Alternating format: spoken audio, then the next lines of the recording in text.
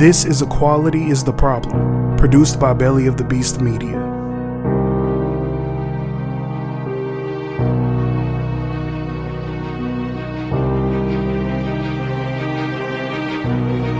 Summer of the year 2020. In the wake of the ruthless and cold-blooded murder of George Floyd by Minneapolis police, the organic, spontaneous people's movement in opposition to the brutality of American policing that spawned around the globe was breathtaking. The international uprisings and protests and the violent state and police response to them revealed to the whole world that no matter where on the planet, the institution of policing engages in the same patterns of violence, corruption, and abuse. April 20th, 2021. Derek Chauvin, the Minneapolis cop who killed George Floyd by kneeling on his neck for over 9 minutes, was sentenced to 22 and a half years in prison. He was convicted on multiple charges, including third-degree murder. Many around the nation celebrated this perceived victory, especially on the political left, because cops who kill are rarely even charged with a crime. It seemed that the racist and decrepit American justice system had finally made a correct decision.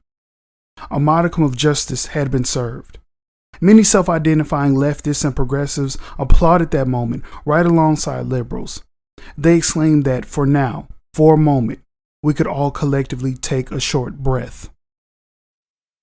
As anarchists, we know that true justice can never come from the illegitimate American justice system. Abolition of the entire legal system that exists today is needed, not just reform. The entire structure, along with the logics, philosophies, and belief systems that undergird it, must be dismantled and ultimately discarded if we ever want to move forward as a species. This includes the belief in equality. The idea of equality props up the white supremacist notion of justice. What we need instead is freedom, not justice, not equality. So what exactly is equality? Does it exist in reality? Can equality even exist in our fucked up American society?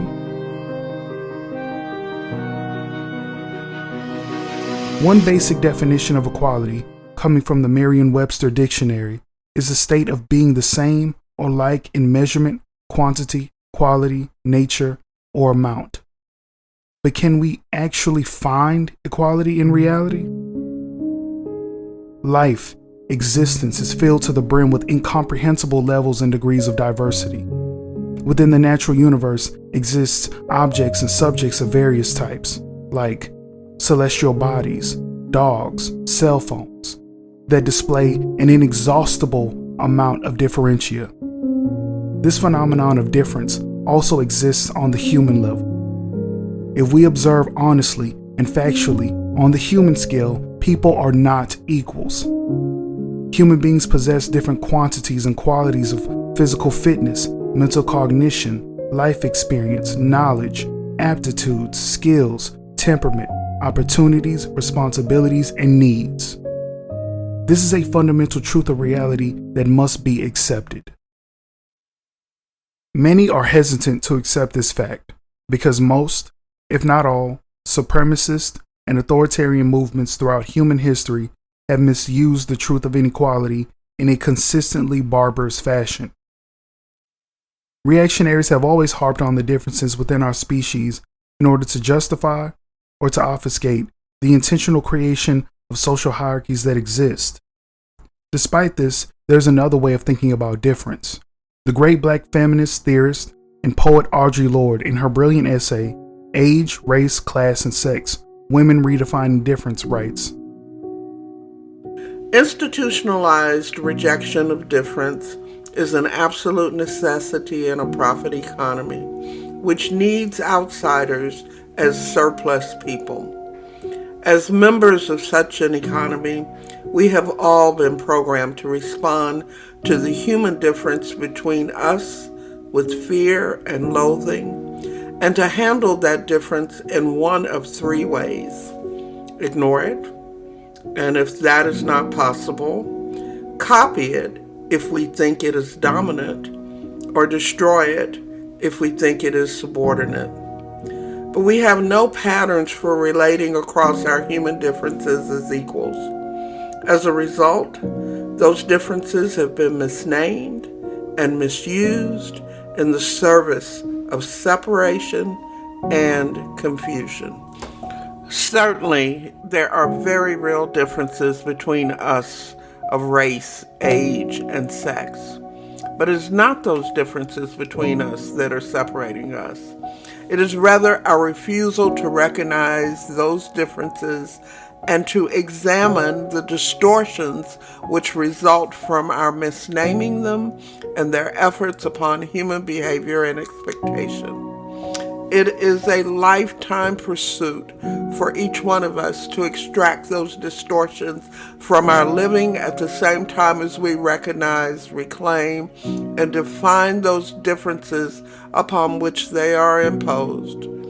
For we have all been raised in a society where those distortions were endemic within our living. Too often, we poured the energy needed for recognizing and exploring difference into pretending those differences are insurmountable barriers or that they do not exist at all. This results in a voluntary isolation or false and treacherous connections. Either way, we do not develop tools for using human difference as a springboard for creative change within our lives. We speak not of human difference, but of human deviance.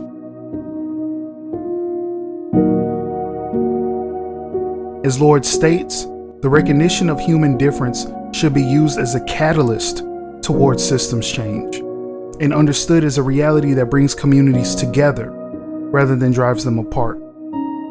This recognition is frankly a matter of life and death.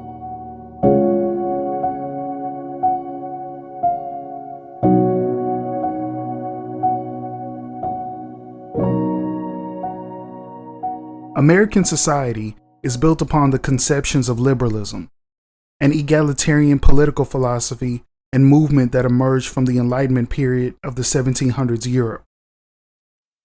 Liberalism emphasizes equality above law.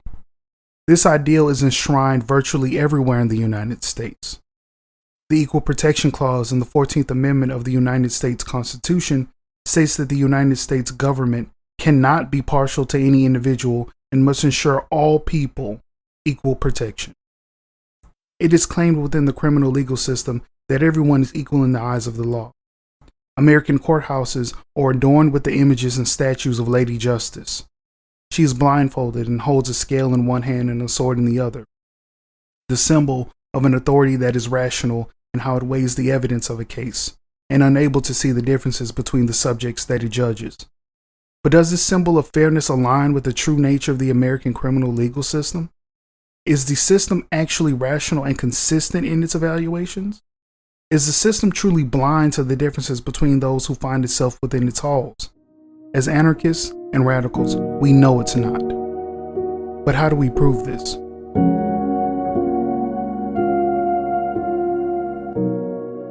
Anyone who has been paying attention to the news in recent years has seen that cops who kill are treated much differently than someone without a badge and a gun who is guilty of the same transgression.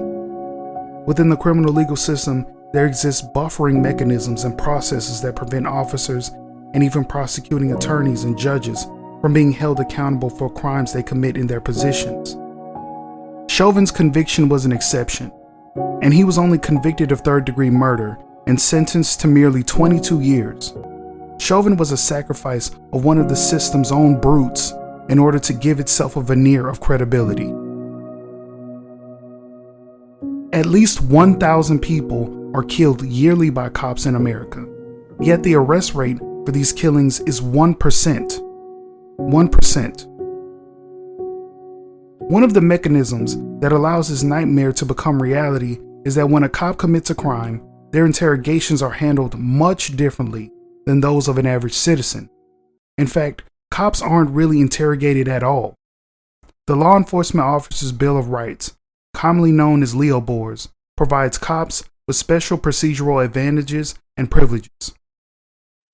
A 2016 Columbia Law Review article entitled Police Suspects summarizes Leo Boards as procedures that, quote, take the form of state statutes or negotiated jurisdictional agreements and provide affirmative interrogation protections for police suspects that go far beyond the 5th and 14th Amendment protections that other suspects receive. For instance, Leobor's often provide that police suspects may be questioned only during the day, that they may be questioned only by a limited number of interrogators, that they must be given time to attend to their personal needs, that they may not be threatened, subjected to abusive language, or induced to confess through untrue promises of leniency, and that their choice to inculpate themselves must not be conditioned on losing their job or benefits.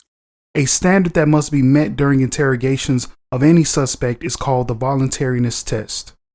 According to this article, the voluntariness test, according to the Supreme Court, balances the complex of values implicated in police questioning of a suspect. On one side of the scale is the notion of the need for police questioning as a tool for the effective enforcement of criminal laws. Without wide latitude for police questioning, the security of all would be diminished. Please remember that this is Columbia Law Review's opinion, not ours.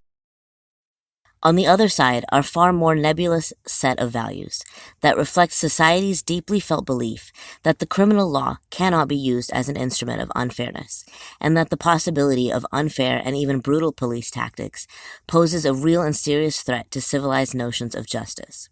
Thus ensuring that a statement is voluntary enforces the strongly felt attitude of our society that important human values are sacrificed where an agency of the government, in the course of securing a conviction, wrings a confession out of an accused against his will. However, this voluntariness test does not create a balance at all. The article goes on to say, in reality, the voluntariness standard puts almost no restrictions on what police may do to induce a confession. The court has not held any tactic in and of itself unconstitutional, short of physically beating a confession out of suspects, isolating them for 16 days before an interrogation, or interrogating them for 36 hours straight. Importantly, the voluntariness test requires no specific protection from types of questions, the setting of an interrogation, the length of interrogation, the number of interrogators, or any other specific type of interrogation technique. Indeed, courts have routinely held that economic duress, lengthy interrogations, sleep deprivation, combined with middle-of-the-night questioning, refusal to allow basic physical needs, lies about the severity of charges or evidence in the case, threats to family members' welfare, inducements in the form of leniency or other promises, and other forms of psychologically abusive behavior do not render confessions involuntary. While this is true for regular citizens, also called vulnerable suspects, cops, who are referred to as sophisticated suspects because of their status as insiders to the criminal legal system, are given quite the opposite treatment under Leobor's. Back to the Columbia Law Review article. Most statutory Leobor's contain very similar language. This includes the following rights for an officer being formally questioned. 1. The interrogation must be conducted at a reasonable hour, preferably when the officer is on duty or during normal waking hours. 2. Prior to questioning, the officer is to be notified of whoever will be present for the questioning and the nature of the charges. 3. The officer can be questioned only by one, sometimes two, persons during an interrogation session. 4. The interrogation must be for a reasonable period. 5. The officer under interrogation must be allowed to attend to personal physical needs. 6. The officer must not be subject to any abusive language. 7. No promise of reward can be made as an inducement to answering any question. 8. The officer may not be compelled to submit to a lie detector test, nor may any comment on her refusal be entered into the notes of the investigation. 9. The officer must not be threatened with punitive action or inducements, other than the threat that not answering questions may result in such action. As you can see, interviews of police officers who have committed a crime are strikingly different than the cruel interrogation process that ordinary people facing criminal charges have to endure. The article goes on to explain that the suspected officer is aware of the potential charges against her and is questioned at a time when she is most alert, with time limitations, taking into account her personal needs, and by only one investigator, who may not use abusive language, threats, or promises to encourage her to confess. Should a police suspect be compelled to make a statement by threat of dismissal, her statement is inadmissible at any criminal trial. Depending on one's view of the value of confessions, the meaning of the 5th and 14th Amendments, and the correct balance to strike between fairness and truth-seeking, this may be an ideal or an overprotective and inefficient set of rights. Regardless, it is a set of rights that, for all intents and purposes, applies only to police officers. The existence of Leo Bores seems to be a blatant spit in the face of the notion of equality above the law. It would appear that when it comes to judging cops, Lady Liberty lifts up her blindfold with the hilt of her sword and tips her scales in their favor. Despite her playing at objectivity, she is yet another biased deceiver. On January 28, 2019, several undercover officers with the Houston Police Department's narcotics team conducted an illegal no-knock raid on Harding Street in southeast Houston.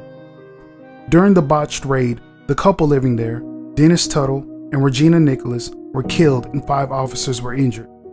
The investigation into the events of that evening revealed that the lead officer of the raid, Gerald Goines, lied on the affidavit that was given to obtain the warrant.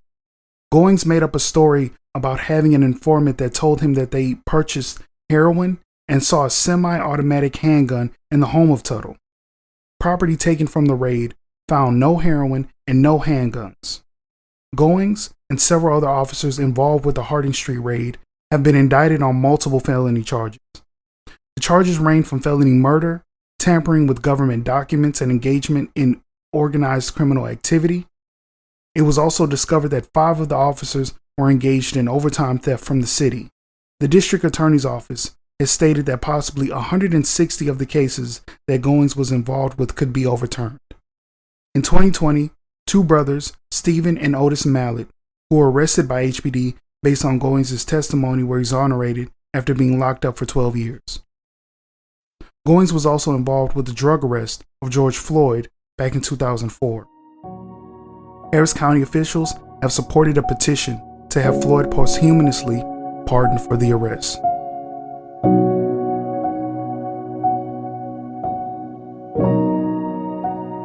Remember that all of these Houston police officers have access to Leo Bores and other shields that protect them from accountability. So how much of a win is it really that they were indicted? A cop's indictment will not guarantee accountability. For those with power, in this instance power that is backed up by the state of Texas, the normal rules of the legal system change or are discarded completely. The same cannot be said for the everyday person. Power makes the difference. Reverence to authority and a blind faith in the legitimacy of the criminal legal system is pervasive despite the tireless efforts of abolitionists globally to see its end. But one thing that can be used as a springboard towards social change is the recognition of the asymmetric distribution of justice in our society. In Harris County, the Holistic Alternative Responder Team and the Gun Violence Interruption Program are 2 public safety programs that have been recently authorized as alternatives to police that curb crime. While this may look like progress, these strategies will ultimately not be successful. Abolitionists must remain skeptical of any public safety initiative coming from the state. As long as policing is in the hands of this white supremacist nation we call the United States of America, nothing will substantially change for the better. Instead, public safety strategies must be developed and maintained outside of the government and the capitalist system. These tactics must come from the bottom up, not the top down. Demanding the defunding of police and the rerouting of the funds to new public safety programs, community organized cop watch groups, decentralized grassroots neighborhood watch groups, are all strategies that can move us closer to the abolition of the police, jails, and prisons. It is only in developing strategies in the context of people power that people will come to the realization that freedom, not justice, is the ultimate aim. Only liberated individuals and communities can collectively breathe.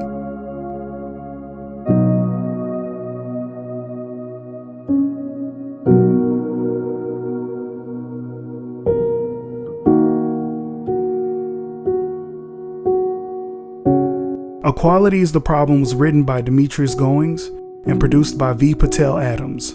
The voice of Audre Lorde was provided by Perri McCary. You can find us on social media at Beast Media HOU.